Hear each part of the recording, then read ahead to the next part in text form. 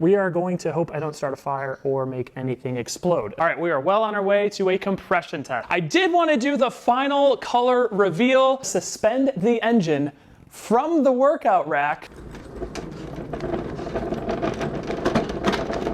What is up, guys? Back with another video, and it is a beautiful day outside today. It's a great day to work on the Coyote engine. I know I've been doing a ton of interior pieces, and we're actually almost done. We do have a few other projects that we're gonna be working on soon. The vent windows that we talked about earlier need to be worked on, and then just some miscellaneous pieces here and there. So still a couple loose ends to tie up, but we'll save those for another video. The goal for today's video is gonna be to get it ready to drop into the old Mustang chassis. We gotta clean it out. It is so dirty and gross. A bunch of the plug wires are actually busted off, so the clips aren't securing the plug to the coil, which could be a huge issue when we're driving. We don't want our cylinders to start dying because our plugs aren't working. And then finally, I am going to do an official color reveal of the old Fastback. So I'm gonna show you all the color I'm going for, the general look I'm going for, the rims, everything. I wanna get your feedback to see what you think. I'm super excited to see how it turns out, so definitely catch that at the end. So this is a used 2012, I think, Coyote engine. Came out of a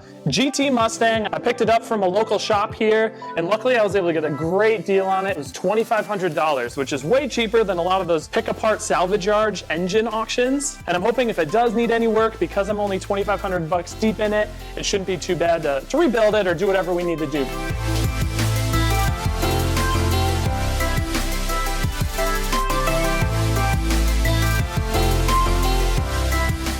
So first things first, it is dirty. I don't know if you guys can see all the washers, just the dirt and the gunk down into it. One thing I did realize here, I'm not sure you can see this, these got these red clips here to hold the plugs onto the actual coil packs here, but some of these red clips broke off, like this one right here, clip completely broke off, and then I think on this side, we actually have every single clip broke off the plug. So we need to go ahead and solder up the new plugs on each of these.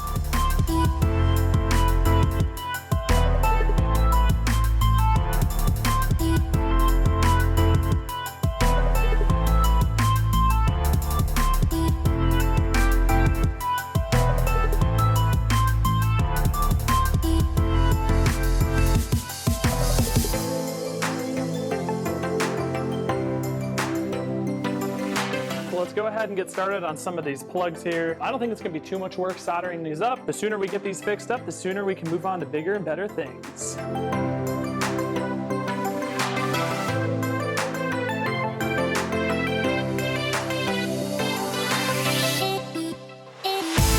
If you do any kind of soldering, this is another must-have. It holds all your wires perfectly in position and allows you to solder things so much easier.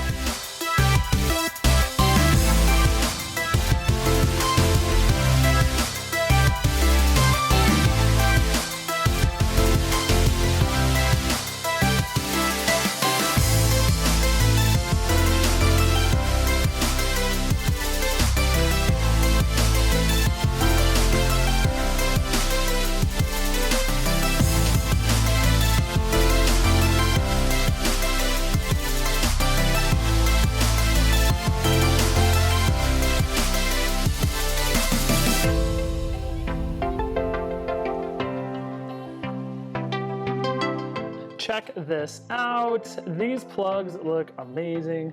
All fresh and soldered on there. I think that's gonna be a way better call in the long term. I will say one of these, was it this one, has like the whole spike broke off, so I'll probably have to get a new coil plug there. But otherwise, they all came out really, really well. So I'm super happy with that. Definitely have some more vacuuming to do in here after I did that little work. Kind of want to look down in here. I don't know, kind of freaks me out. There's little cloths in here. I would have rather just kind of taped the top. But we'll get down in there, vacuum everything clean, look down in there, make sure we're good to go. And then I'm hoping clean up these a little bit so we know everything's sealing right. And then let's get the air intake on there. All right, I was just cleaning it up, but let's look what I found. You dig in here, check that out. I don't think that's supposed to be in there. It looks like a leaf. Definitely need to deep clean everything and make sure we are good to go.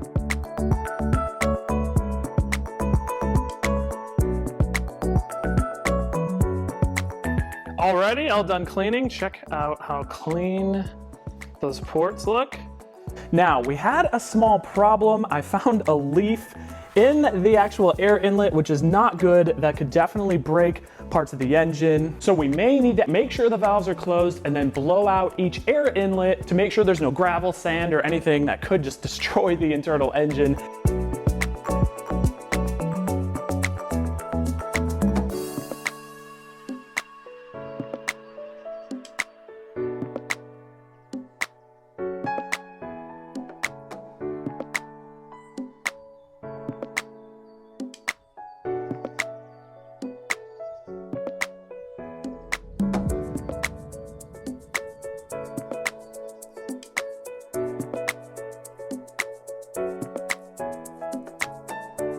Huge shout out to my dad for hooking me up with an awesome air compressor, running it all around my garage with a sick reel up on the wall. It makes it way easier to work on everything. All right, so that turned out pretty good. We got them all cleaned out except for two of them. So these two air intakes here, the valves are actually opened a little bit. I made sure to blow the ones out where the valves are closed so none of the debris actually makes it down into the cylinders, because that would be bad. We do not want that. So these two valves are open. Let me show you what I mean. All right, it's a little dark, but as you can see, there's a metal ring there going around, and the valve is actually in the ring. So all that debris could blow down into the cylinder. So what we're gonna do is we're gonna turn the crank on the engine until those valves completely close, and then we'll blow them out.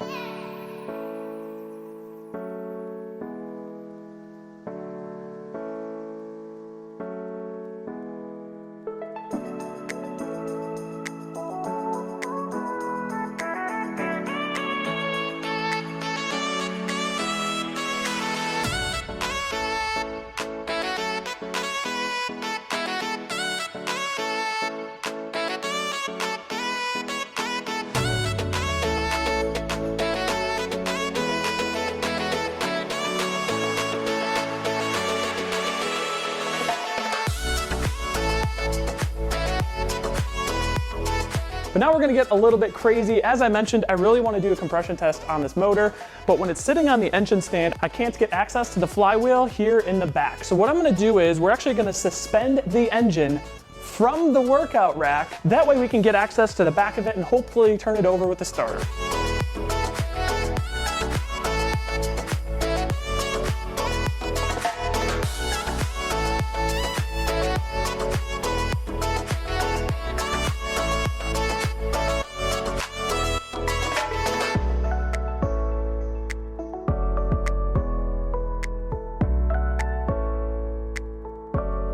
All right, chain attached. I think we're looking pretty good. We're gonna now suspend it between the two bars up here. I really need to invest in an actual engine lift. Just trying to save some cash here and there, so let's get on with it.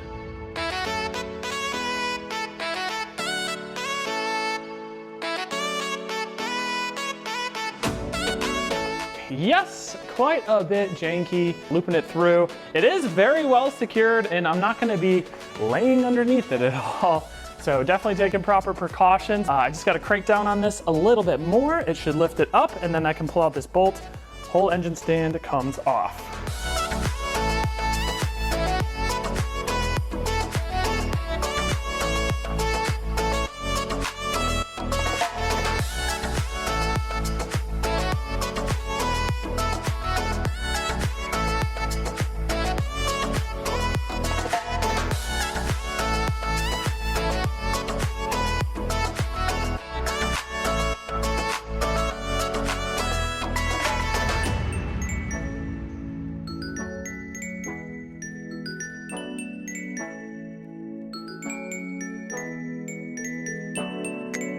It's basically a professional setup. I got the back bracket off here, so hopefully I can get the flywheel screwed in and attached. Then I can turn it over, and then we can check our compression, make sure we are good to go.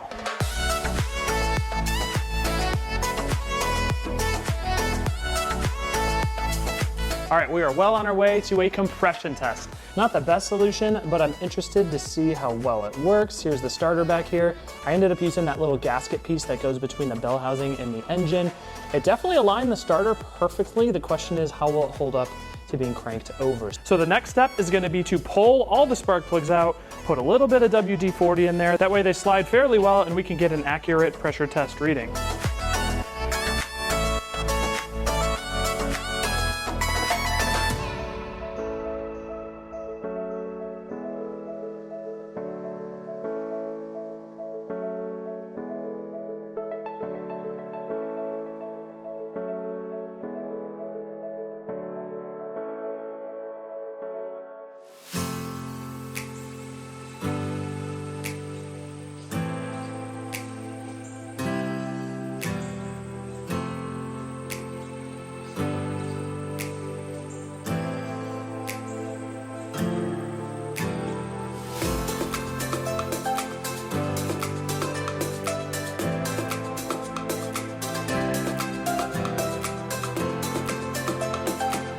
All right, after trying and failing with this compression test, I ended up going out and getting one that will hopefully work a lot better. This is a compression test kit from Harbor Freight, and I think it has the adapters and the hoses I need to make it work.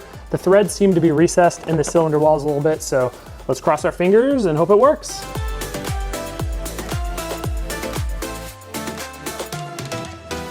After going through a few different attachments, I finally found one that worked. I was getting a little worried there. I don't want to have to buy any more compression kits. So this is nice and tight. Now we can attach our little gauge, hopefully turn it over, and we should be good to go. I have to actually get the jumper pack or maybe a battery to try to turn over the starter. And we are going to hope I don't start a fire or make anything explode. Those are my goals today. No explosions, nothing on fire. All right, moment of truth. Let's see if this works. I'm gonna hold it with these pliers because I'm a little nervous to see what could happen. Let me turn on the booster. It worked! Woo! That was a little terrifying. Okay, looks like it worked. Let's see what we got here. The needle stopped at 90. Maybe I'll try running it one more time on this cylinder, see what happens. But we need to write down that reading and then we'll test all the other cylinders and make sure they all kind of ballpark line up. But I am kind of amazed this actually worked.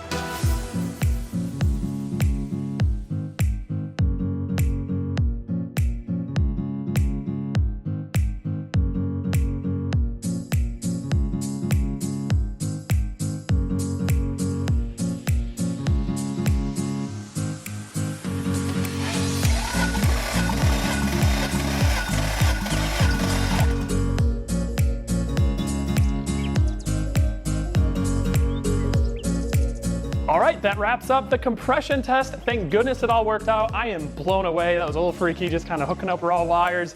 Luckily, that little jumper pack I had did work. Big thanks to Bree for coming out, helping me check the cylinders. In the end, they all did end up measuring 180. I do have some lower measurements there, but I forgot the duct tape was actually restricting the airflow into the engine. So I popped holes in it. We retested them all, 180 perfectly. So this thing is ready. It's ready to be put back together. It's ready to be put into the old Mustang. I am super pumped. So that about wraps it for this video. We got our compression test done. We got the engine built back together. I may have to pull the intake off again to actually drop it into the car. I'm not 100% sure yet, but I did want to go ahead and reveal the color combination. So the color I'm going with for the 67 Fastback is 2019 Bullet Green. If you've been watching the comments, I did kind of reveal that a little earlier, but I think that green is just one of the coolest colors I've seen on an old classic Mustang. And I think with some 18-inch black rims with a chrome lip, I'm also gonna black out all the bumpers and all the chrome, get it powder coated black. I'm gonna go ahead and throw up a picture of one of the Mustangs I found that I absolutely love. It's very sleek, very modern, still has that old classic feel, which I love so much. So if that's the direction I'm gonna go, please comment down below. Tell me what you think. Is this a good idea, or should I go down another path, go to something else? Let me know. If you found this video helpful and enjoyed it, go ahead and hit that like button. Go ahead and subscribe to see all future videos coming to this channel. We're gonna be doing a full build, restoring the 67 Fastback and getting it back on the street. I have a lot planned for the actual delivery video, going to get the shell of the car. It's gonna be amazing. Thanks for watching, everybody. Enjoy your week, and we'll see you in the next one.